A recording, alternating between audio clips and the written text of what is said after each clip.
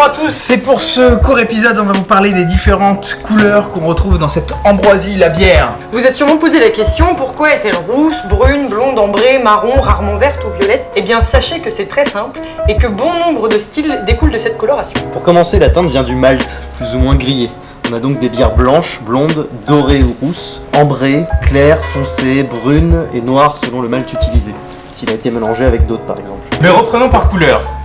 La blanche est faite à partir de froment et de malt d'orge. Elle est souvent trouble et en bouche on peut reconnaître des parfums de miel, de pain, mais surtout d'agrumes. C'est une bière fraîche et délicate. Oui, alors que la blonde, elle est souvent associée aux bières de soif, puisqu'elle est généralement plus légère en alcool et désaltérante. Mais selon la fermentation, certaines sont plus riches et plus intenses, comme une triple carmélite par exemple. Elles sont souvent faites avec des différentes variétés de houblon, ce qui leur donne plus de caractère. Pour les ambrées, on y ajoute du malt grillé. Elles ont un goût très expressif de fruits à coque et de fruits secs. Elles sont très savoureuses et on y retrouve des notes fumées.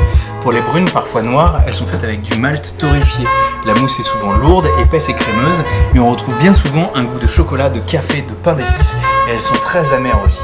Cet épisode est court parce que parfois c'est bien d'être court aussi.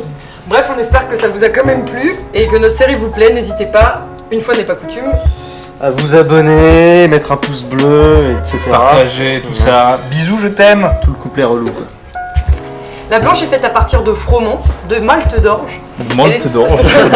J'avoue, il était pas mal ça. Ça en belge Ça, ça va être pardon.